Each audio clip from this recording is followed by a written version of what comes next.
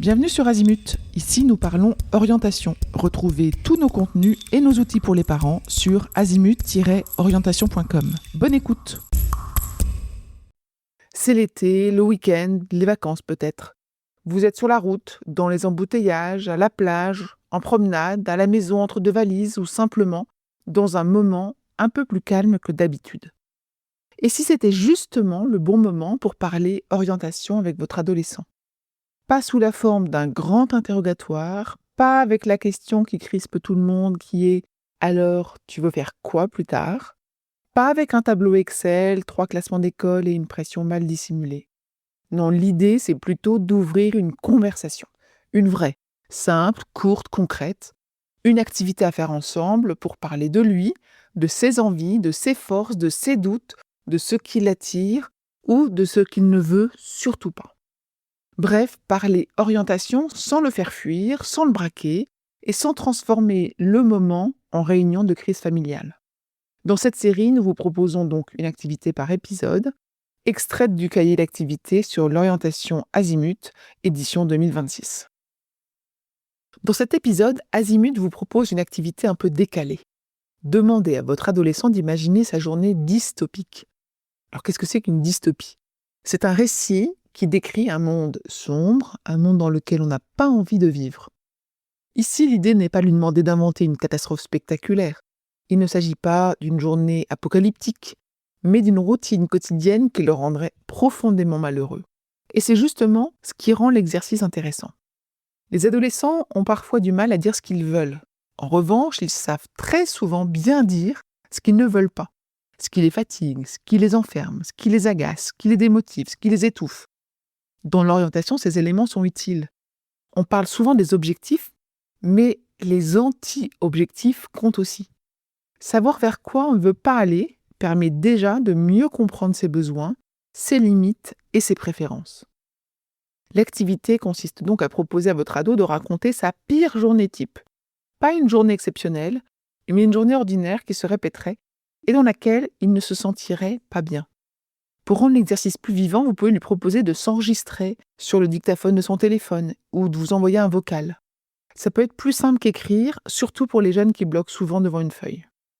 S'il ne sait pas par où commencer, vous pouvez l'aider avec la méthode QQO-QCP. Quoi, qui, où, quand, comment, pourquoi. Qu'est-ce qui se passe dans cette journée? Avec qui est-il? Où se trouve-t-il? À quel rythme se déroule la journée?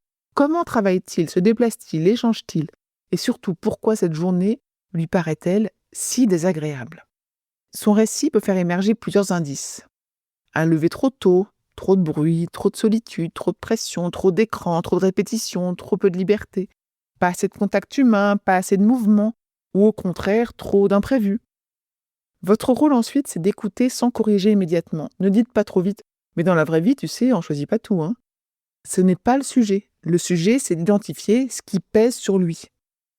Ensuite seulement, vous pourrez échanger. Parmi les éléments cités, lesquels existent déjà dans son quotidien, lesquels peuvent être modifiés. Par exemple, si votre enfant parle d'un réveil beaucoup trop tôt, ça peut ouvrir une discussion sur l'organisation du soir, le sommeil ou le temps de transport. Pour aller plus loin, vous pouvez transformer les anti-objectifs en pistes positives. S'il ne veut pas d'un quotidien enfermé, il a peut-être besoin de mouvement. S'il ne supporte pas le bruit permanent, il a peut-être besoin d'un environnement calme. S'il redoute la solitude, le collectif compte probablement pour lui. Cette activité ne donne pas une réponse d'orientation immédiate, mais elle permet de mieux comprendre les conditions dans lesquelles votre enfant risque de se sentir mal, et donc celles qu'il devra éviter autant que possible. Parce que bien s'orienter, c'est pas seulement choisir ce qui attire, c'est aussi apprendre à reconnaître ce qui ne nous convient pas.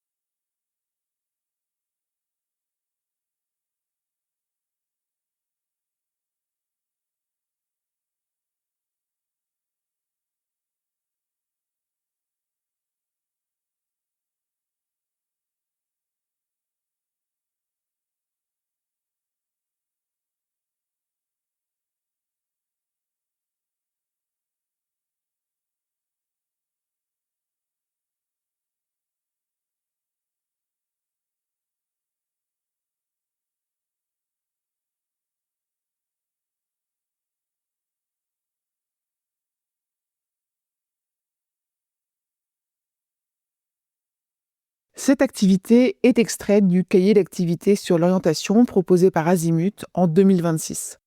Vous y retrouverez la consigne complète, les supports à imprimer ou à compléter, ainsi que les autres activités à réaliser avec votre adolescent.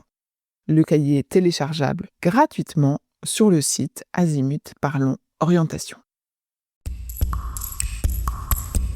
Pour aller plus loin dans l'accompagnement de votre enfant, rendez-vous sur azimut-orientation.com.